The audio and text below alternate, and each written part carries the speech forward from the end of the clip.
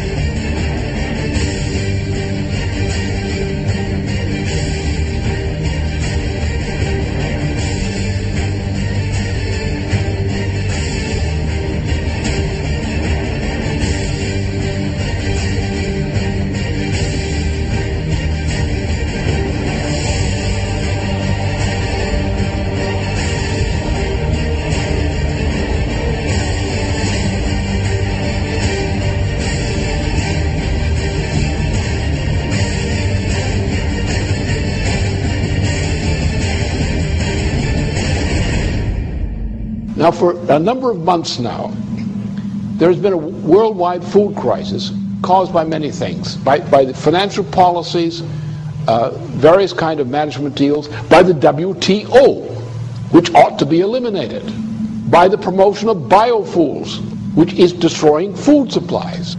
This biofuel program is a gigantic swindle for which there is no possible justification. None. The justification comes out of the World Wildlife Fund of Prince Philip.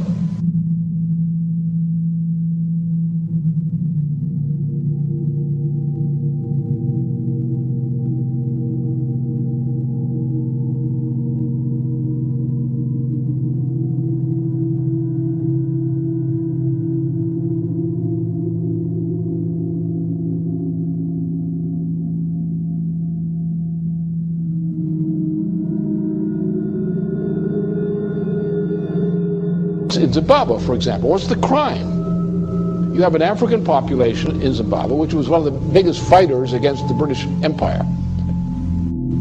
They're not allowed to develop their own territory because London, by various mechanisms, prevents them from doing so. And London uses the farms it allows to prosper in former Rhodesia to feed the populations of Britain. So you have non-African farmers running farms, producing food in Zimbabwe for the edification and fattening of Brits. But the rest of the population is inhibited in any attempt to develop.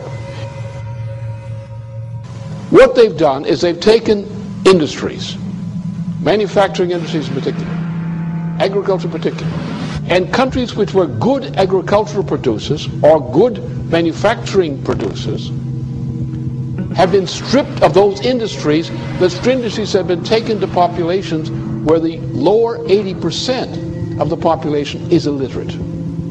So you have colonies of manufacturing in countries in Asia, Africa, and so forth, South America, where the people, the 80% of the population, does not participate in the economy. You have areas which used to be food-producing areas which no longer produce food. Because what you're having is a world dictatorship under the name of globalization, better called the new Tower of Babel, in which the cultures are being destroyed as the United States is being destroyed, as Germany is being destroyed, as Italy is being destroyed, as France is being destroyed, and the attempt to make war on China, India, and Russia. And that's the intent of the British Empire. Nothing less than destruction and breakup of China, the breakup of Russia, the breakup of India. That is the policy of the British Empire now. This is what the game is. And if this game is not stopped, I can tell you there'll be no planet. But then come back to the food question. If you want to get the American people and other people of other nations up on their hind legs, acting like free people rather than battered slaves, tell them their food for next tomorrow morning is not there. That activates popular resistance more than anything else. We are now in such a situation. For many parts of the world, the lack of food is an immediate reality. There is a growing explosion throughout much of the world over this food shortage issue.